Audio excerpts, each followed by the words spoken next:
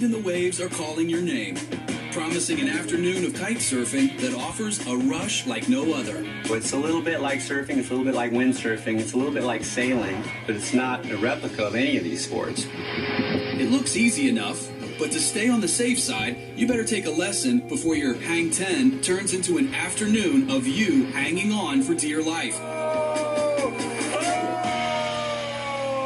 Here's a crash course. You get your harness on and connect your power bar so you can steer. Then you need to know how to inflate your kite, launch it, ride the waves, and of course, how to stop. You might even learn a few sweet moves like this.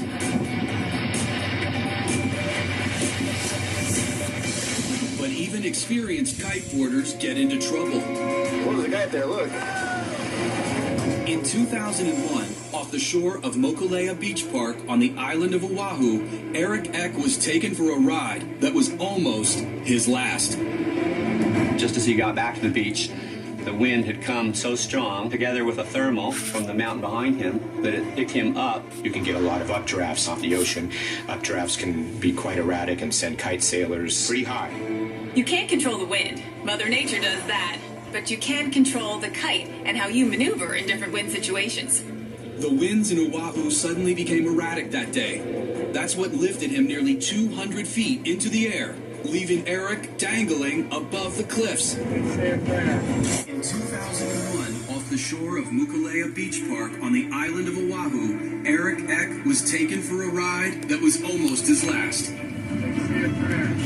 He was afraid, basically, to let go because he was so high. This incident is legendary in the kiting community. Now imagine it's you hanging on for dear life. A wind gust grabs your kite and sends you soaring. What can you do to avoid being carried away? A. Angle your kite as high as you can to regain control. B. Depower your kite quickly. Or C. Release the safety leash and detach altogether from the kite. One short burst of wind and a kiteboarder can be dragged. And when the wind gets a hold of your kite, it doesn't really matter what else is in its path. Vehicles, rocks, or even a tree. So now you are the one being carried away. What do you do to survive this horrific ride? Most important, depower your kite.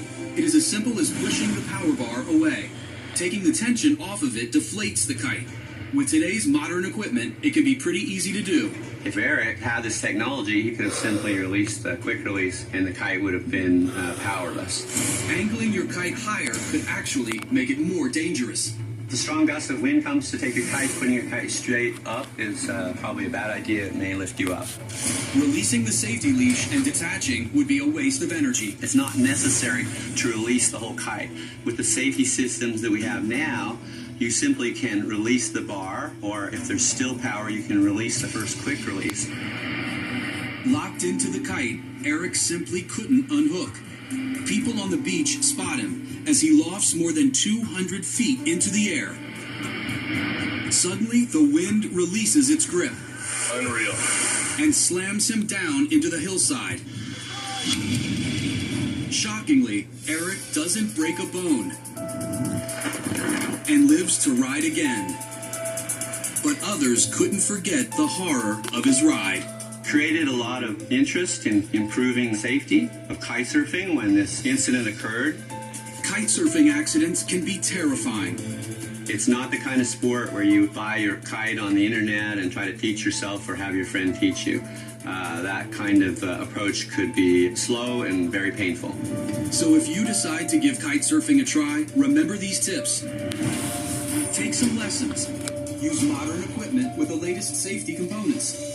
And if you start to get into trouble, simply depower your kite and keep yourself from this kind of grim ride.